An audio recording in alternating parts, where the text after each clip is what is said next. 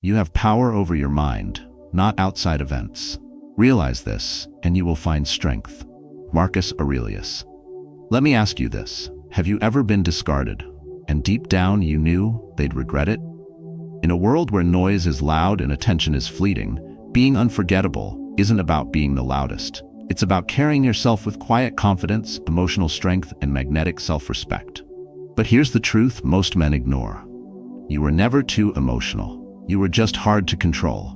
You weren't weak, you were underestimated. We've been trained to perform, to please, to chase, to explain. But Stoicism teaches the opposite. Master yourself. Build quiet power. Detach from their judgment. Become whole before you're chosen. This video is not about becoming better for them. It's about becoming unshakable for yourself. Inside, you'll discover 7 ways to become the kind of man they remember long after you've gone. The man whose energy lingers. The one who no longer begs, chases, or apologizes. Because he chooses. He builds. He evolves. If you've ever felt invisible, overlooked, or too much for the world, you're not alone. You're just becoming rare. And rare men are remembered. So stay with me. Tap that like button if this message already speaks to you, and subscribe for more Stoic motivation built for men who refuse to settle. Let's rebuild you from the inside out, in silence, in strength, in truth. 1. Be authentically yourself. Stop performing. They never regretted losing the version of you that was edited, agreeable, and easy to digest. They only start to regret when they realize they never actually knew you, because you were too busy playing a role you thought they'd love. That's the curse of performing. You become so good at wearing the mask, you forget who's underneath it. And when they walk away, you don't just lose them, you lose your grip on who you were trying to become. We live in a world obsessed with appearance, not just physical, but emotional. Men are trained early. Don't speak too honestly, don't show too much intensity, don't be too much of anything. Keep it smooth, keep it digestible, keep it quiet. So we perform, at work, at home, in relationships. We say the right things, not the real ones. We hold back the reaction, the truth, the instinct, just to keep the peace. But peace built on suppression is not peace. It's performance. And performance always ends in burnout, resentment, or invisibility. You become the man who gave everything but was never really seen. Because what you gave them wasn't you. It was a version of you shaped by their comfort. That's why they forgot so easily. That's why it never stuck. Because a shadow can't leave a mark. Only substance can. The Stoics rejected performance culture long before it had a name. Marcus Aurelius didn't journal to be liked. He wrote to stay anchored in who he was. Epictetus never chased an image. He pursued mastery of the self. They didn't decorate their lives to be admired. They stripped it back to see what would remain when everything else was removed. And what remained was presence. Discipline. Command. What makes a man unforgettable is not perfection, it's presence. The kind of presence that doesn't beg to be validated, but demands respect in silence. When you walk into a room and you're not trying to impress, yet they still feel the weight of your focus. That's not performance, that's substance. That's identity that has stopped explaining itself. And in a world of men performing, the one who doesn't becomes magnetic. But stepping into that takes a risk. It takes discomfort. Because it means you will be misunderstood by the people still addicted to your performance. They'll say you changed, you became distant, you stopped pleasing. And they'll be right. You stopped pleasing and started becoming. The mistake most men make is that they believe they need to perform to be loved. But what's loved is often the performance, not the man. And when the performance fades, the love disappears with it. That's not love, that's an audience. And you weren't born to entertain. You were built to stand. The way out is not dramatic, it's subtle, but it's deliberate. Stop saying you're fine when you're not. Stop agreeing with things that don't sit right. Stop softening your edges for people who wouldn't bleed for you. Start answering honestly. Start letting silence do the explaining. Start saying less but meaning more. Because when you stop performing, something rare happens. You're no longer one of many, you become one of one. You don't blend. You don't adapt, you hold, you anchor, and that is the man they never forget. Not because you tried to be memorable, but because you were finally real. Start here. Pick one moment today where you'd normally perform. Smile falsely, nod passively, silence your truth. Don't. Let the real man answer, not with arrogance, with presence. Let them see the version of you that doesn't need applause, just gravity, just stillness, just the truth. Because of that man doesn't get replaced. He gets remembered. 2. Own your flaws and shadows. You were never overlooked because you were broken. You were overlooked because you kept hiding what made you real. Most men are trained to bury anything that doesn't look polished, emotions that run too deep, stories that sound too raw, and flaws that don't fit the hero image. So they compartmentalize, tuck away the imperfections, build walls of control, and try to perform strength while silently crumbling inside. The irony is that what you bury becomes what controls you, and what you hide is usually the very thing that sets you apart. Flaws aren't the enemy. Pretending not to have them is, because the man who hides his darkness spends his whole life afraid of being found out, and that fear keeps him small. Safe, yes, but forgettable. You can't become unforgettable if you only show the parts of yourself that others find easy to accept. Surface can't connect. Image can't lead. Only presence can, and presence comes from wholeness. Not the version of you edited to survive, but the one that walks with everything intact. The pain, the mistakes, the missteps, the rebuilt parts, the lessons burned into the muscle. There's a difference between a man who's never fallen and one who's rebuilt himself after collapse. One demands admiration, the other earns respect. You feel the weight in his voice, the steel in his silence. That's the kind of man people remember. Not for being flawless, but for being whole, for walking without apology, for never shrinking what made him hard to understand. In a world full of filtered men, the one who brings the unfiltered truth becomes magnetic, not because he tries to, but because no one else dares. The common mistake is assuming strength is the absence of pain, the absence of scars, the absence of fear. But true strength is the man who carries it all and still doesn't flinch. The one who can say, yes, I was shattered, yes, I bled, and no, I'm not ashamed of any of it. That kind of ownership doesn't make you weak, it makes you unstoppable, because there's nothing left they can use against you. You've seen it before. A man walks into a room and people lean in, not because he says much, but because everything about him speaks without effort. That's not charisma. That's internal weight, the kind that only comes from a man who's stopped hiding and started standing. You don't need to fix every flaw. You need to hold them like tools. Use them with discipline. Learn which ones cut through noise and which ones still need refining. But you don't throw them away. You don't amputate parts of yourself just to make others feel comfortable. The Stoics never told you to erase your pain.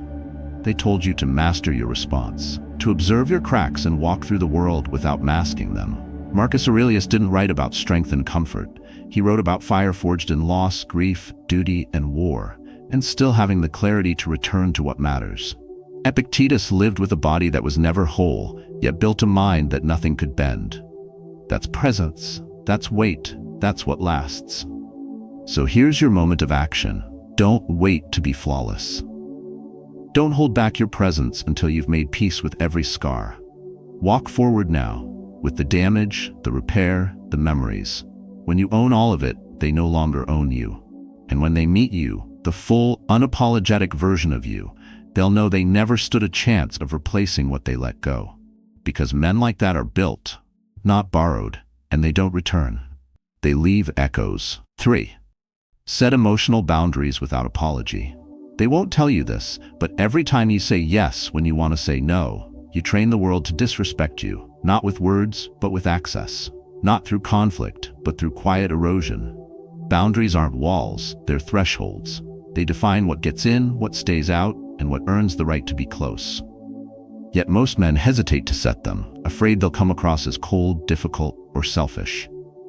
But what's truly selfish is giving away parts of yourself you don't even own anymore, because you've handed them out to anyone who's smiled at you. Society teaches men to be agreeable, easygoing, accommodating, especially in relationships. You're told to listen, adapt, and avoid conflict. You're applauded for being the nice guy, even when it comes at the cost of your own voice. But being liked is not the same as being respected.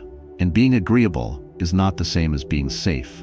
Most men don't lose people because they were too strong. They lose them because they were too available, too bendable, too hesitant to draw the line. And eventually, people stop valuing what's always on offer. Scarcity commands attention. Standards command presence. The Stoics weren't passive. They weren't cruel either. They were grounded. They didn't scream their limits. They lived by them. Epictetus said, "Freedom is the only worthy goal in life. It is won by disregarding things that lie beyond our control." What's outside of your control? Other people's reactions to your boundaries. What's inside? Whether you set them anyway. Real strength isn't in volume. It's in the quiet firmness of a man who doesn't ask for permission to protect his energy. The mistake men make is assuming boundaries are confrontation. They're not. Boundaries are clarity, and clarity is respect. A man who doesn't know his limits becomes a man who gets used. Not because others are cruel, but because he never drew the map. So they keep wandering deeper, taking more, assuming silence means consent. Over time, resentment builds, but it's too late. You trained them to ignore your needs. That's not their fault. It's yours, and it's fixable. Picture a gate, not locked, but selective. That's your presence. Not everyone deserves entry. Not everyone gets the full story, the full access, the full version of you. You're not hiding, you're honoring. You're not distant, you're disciplined. Think of the most grounded men you've met. They don't overshare. They don't overextend. They don't react to everything. They hold a frame, and that frame is shaped by boundaries they don't explain. They enforce. You want to be the man they regret letting go? Then stop handing out keys to people who never earned the door. Stop softening your no to sound more digestible. Stop giving second, third, and fourth chances to patterns that drained you the first time. You're not cruel for stepping back. You're not broken for saying, "I don't allow this anymore." That's not ego. That's a command. That's presence. That's what makes you rare. Start simple. Think of one place in your life where you feel drained, emotionally, mentally, physically. Now ask, what's one boundary I haven't been honoring? Maybe it's time, maybe it's attention, maybe it's silence. Reclaim it. Not loudly, not emotionally, just clearly, calmly, without apology, because the man who protects his energy becomes a fortress. And fortresses don't chase, they stand. They don't over-explain, they endure. And they don't need to be loud to be felt. Their presence alone speaks. And that presence once lost is not easily replaced. It's respected. It's missed. It's remembered. 4. Choose who gets access to you. The mistake isn't that they walked away. It's that they thought they could come and go as they pleased. You gave access without a standard. Presence without filter. And in doing so, you train them to expect you without earning you. A man becomes forgettable when he becomes free to reach. There's no weight to what's always available. No gravity to a door left wide open. You weren't rejected because you weren't good enough. You were forgotten because you didn't require them to pay attention. Access is not love, it's a privilege. And privileges are earned through alignment, not attachment. But most men confuse being chosen with being worthy. They wait for permission, for validation, for someone else to decide their value. You've seen it, men rearranging their whole presence to keep a seat at someone else's table, shrinking opinions, diluting truth, softening edges, hoping if they stay small enough, they won't be pushed away. But what you shrink to keep, you'll resent. What you filter to fit, you'll eventually abandon. Because every time you trade your depth for approval, you lose your voice. And once your voice is gone, so is your presence. The Stoics never waited to be chosen. They didn't audition for worth. They held command. They moved from internal standards, not external noise. A man who knows what he allows does not beg. He filters. He stands at the gate of his life and says, "You may enter, but not everyone gets to stay." That kind of clarity builds power that doesn't need to be announced. It shows in how you move, how you speak, and how quickly you walk away when respect disappears. But to filter access, you must know your capacity. You can't offer the best of yourself to people who only show up for pieces. A man who's always emotionally open to everyone becomes emotionally hollow to himself. He's applauded for being available, but privately he's drained, disappointed, and disrespected. Because he built a life where entry was free and exit had no cost.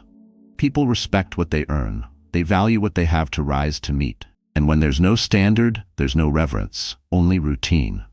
So shift the frame. Stop asking, "Why didn't they choose me?" And start asking, "Why did I allow someone that careless into my space?" Every relationship is an energy contract. When you sign blindly, you get chaos. When you vet intentionally, you build peace. This doesn't mean becoming emotionally closed. It means becoming strategically open. It means you offer presence with discernment, not desperation. It means you understand that your peace, your time, and your attention are a limited currency. And not everyone pays in full. Imagine your life like a home. The front door shouldn't be wide open to everyone who knocks. Some people stay at the gate, some are welcome inside. Some don't get past the first conversation. Not because you're arrogant, but because you've built something worth protecting. Because you know the cost of letting the wrong energy in, and you're no longer willing to clean up messes that started with a weak boundary. Start today. Think of one connection that feels one-sided, one space where you feel your self-respect leaking. Don't confront, don't explain, just tighten access. Reduce emotional investment. Let silence do the distancing. Because the man who filters his life with clarity creates a life filled with respect. And when they realize they no longer have unearned access to you, that's when regret begins. Not because you became cruel, but because you became rare. And rare men are not replaced. They are remembered, quietly, painfully, permanently. 5. Channel your emotions with strength. They taught you to stay calm, but what they meant was stay numb. Don't raise your voice, don't feel too much, don't show them your edge. But suppressing fire doesn't make you stronger, it makes you volatile. Pressure builds, resentment brews, and one day you either explode in a moment you can't take back, or you quietly erode from the inside out. Emotional discipline isn't about denial, it's about command. Not turning off the switch, but holding the wire without letting it burn you. Emotion is energy. Every man feels it. Rage, disappointment, loneliness, desire. The difference is in how he carries it. Weak men dump it, they react, lash out, and collapse. They look for escape or attention. But the man who holds emotion without needing to broadcast it, that man becomes magnetic. There's something about his stillness that speaks louder than words. His calm isn't emptiness, it's containment, like standing near a lit furnace sealed in steel. You feel the heat, but you respect the structure. Society mistakes emotional control for emotional avoidance, and many men confuse being stoic with being dead inside. But true stoicism never asked you to mute your humanity. Marcus Aurelius wrote about fear, grief, and pain, not to hide them, but to observe them. He never said feel less. He said, don't let those feelings rule you. That's the key. You're not weak because you feel. You're weak when you let those feelings decide who you are. Men today are trained to either armor up or shut down. You're told to be a man when you're angry and man up when you're breaking down. But emotion doesn't make you less of a man. What you do with it does. Think of a soldier standing in formation while chaos erupts around him. He doesn't flinch, not because he doesn't feel the chaos, but because he's been trained to respond, not react. That's emotional strength. Calm in the middle of the noise, precision under pressure. When you train your emotions, you stop handing your power to everything that pokes your ego. You stop arguing to win. You stop chasing apologies. You begin choosing stillness over speed, clarity over reaction. You hear an insult, but you don't respond, not because it didn't touch you, but because you didn't let it move you. And that confuses people. They're used to men who snap, but when they meet a man who breathes through the tension and answers without volume, they don't forget him. They respect him. To get there, you must stop being ashamed of what you feel. You can't control what you won't admit. And the deeper the feeling, the more critical it is to face it directly. Anger means something was crossed. Jealousy means that something you value is at risk. Fear means there's something you're not ready to lose. Don't push it down, pull it in. Translate it into strategy. Let it inform you, not enslave you. Start by catching yourself in the next emotional spike. That moment when someone triggers you, when the old script wants to take over. Instead of reacting, pause. Don't rush to correct them. Don't rush to protect yourself. Breathe once, twice. Anchor your posture. Say nothing if you don't trust your words. That silence, that second, that's where your evolution begins. Because the man who doesn't flinch commands more than the one who yells. And the man who can feel everything but move like still water, that man isn't just respected. He's remembered. He's rare. He's unshakable. And in a world that keeps daring you to explode, Choosing discipline over drama isn't just strength, it's power. Quiet power. The kind that doesn't need permission, explanation, or applause. The kind that doesn't shout to be heard. It's felt instantly, permanently. 6. Build yourself from wholeness, not emptiness. A man who builds from emptiness becomes addicted to being needed. His worth isn't self-contained, it's outsourced. He wants to be noticed, he loves to be loved back. He listens so he can be praised for being good. And every time the response fades, so does his center. That kind of man is easy to take for granted, because nothing about him says, I stand alone. Everything about him whispers, please keep me. Wholeness isn't loud, it's not proud, it doesn't demand attention, it radiates. You feel it when a man walks into a room and he isn't scanning it for approval. He knows his value. He isn't there to prove anything, impress anyone, or chase affirmation. He gives because he has, not because he's lacking. That kind of man doesn't need to be seen to feel complete. He's already filled from the inside out. But most men are taught the opposite. They're told to achieve, acquire, impress, to be validated into confidence. So they climb ranks, chase admiration, and pour into people who barely look back. They confuse external recognition with internal fulfillment, and then they wonder why, even after winning, they still feel hollow. It's because the foundation was built on audience, not alignment. On applause, not principle. Stoicism cuts through this illusion. It says, do not depend on praise to feel powerful. Do not require agreement to trust your judgment. Do not love from a place of need, but from grounded clarity. A Stoic man isn't detached because he's cold. He's detached because he refuses to place his peace in anyone else's hands. He gives freely, but doesn't collapse when others withdraw. His power doesn't drain when he's misunderstood. His center holds. You see this contrast in relationships most clearly. One man texts every hour, scans for replies, and feels anxious when silence lingers. He measures his worth by how wanted he feels. Another man sends a message, leaves it there, and continues living. Not because he doesn't care, but because he's not dependent. One is seeking, the other is steady. One is driven by fear of being forgotten, the other by presence that cannot be shaken by delay or dismissal. When you build yourself from emptiness, everything becomes a transaction. Love becomes a deal. Time becomes currency for validation. And eventually, you feel used, even if no one meant to use you. You overextend, you overgive, and you start resenting people who never asked you to abandon yourself in the first place. But when you build from wholeness, you give with limits. You help without expectation, and you walk away without collapsing when your standards aren't met. Start recognizing the difference. Wholeness doesn't mean self-isolation. It means you are emotionally independent enough to choose your relationships, not rely on them to survive. When you walk into a room, ask yourself, am I looking for something to fill me, or am I bringing something that overflows? That question defines your energy. And your energy defines how people treat you. Not because you ask them to, but because they feel it. Train your mind to no longer be hungry for reactions. Stop checking if they're watching. Stop over-explaining your moves. Silence is your ally when you're rooted. Presence is your proof. Begin today by doing something meaningful without needing it to be acknowledged. Help someone quietly. Make a decision without asking for validation. Leave a space without trying to be missed. Then notice how strong you still feel. That's your signal. That's your center. The man who no longer trades identity for attention becomes unforgettable. Not because he shouts louder, but because he no longer disappears when the room gets quiet. He stays solid. He stays self-led. And in a world full of seekers, the one who stands whole becomes the one no one can replace. 7. Keep becoming. Don't settle for less. They don't regret losing the man you were.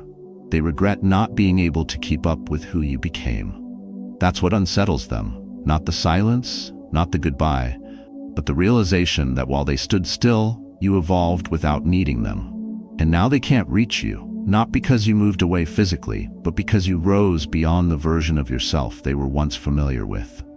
The man who keeps becoming doesn't just move on, he moves above. Growth isn't about escape, it's about refinement. It doesn't mean you abandon your core, it means you sharpen it. Yet most men mistake evolution for betrayal. They hold on to who they were because they fear what they'll lose if they outgrow old roles. Friends, lovers, labels, expectations, they all cling tighter when they feel you slipping into something more. And that's where most stop. They settle. They stay. Not because they're content, but because becoming more threatens the comfort of being accepted. But acceptance is a low bar when it costs you your edge. Every time you deny your potential just to remain digestible, you become smaller than your standard. And smallness is never what people truly love. They love who you were when you were sure of yourself, disciplined in your mission, unshaken by distraction. The man they remember is the man who kept moving, even if it made them uncomfortable. Stoicism teaches that excellence is not an act, but a habit. It's not something you step into temporarily. It's who you become consistently. It's the quiet decision to not stay in rooms where your voice has to shrink, to not linger in relationships that only recognize your past, to not water yourself down so others feel taller. Growth is not ego, it's obligation. You owe yourself the next version of you, not to prove anything to the world, but to stop betraying the strength that's waiting beneath your hesitation. Men who never evolve live in loops, same reactions, same justifications, same patterns masked as stability. But comfort is often a coffin with cushions. It dulls your instincts, blurs your purpose, and leaves you surrounded by people who applaud the version of you that never challenges them. That's not a connection, that's a mutual limitation, and it ends in regret, not theirs, yours. So make discomfort your signal. When you feel too big for a space, trust it. When a relationship no longer sharpens you, step back. When your habits start making you feel numb instead of grounded, rewire them. Every man gets to choose between repetition and reinvention, and the ones who are remembered are not the ones who stayed the same to stay accepted. They're the ones who became so aligned, so self-led, that the world around them had no choice but to adjust or fall away. Start small, audit your patterns, spot the loops, break one of them this week, wake up earlier, say no faster, stop explaining your boundaries, speak with fewer words and more weight. Refuse to chase anything that costs your self-respect. And if it means losing something or someone who only knew the older version of you, let it go. You're not here to be constant. You're here to become.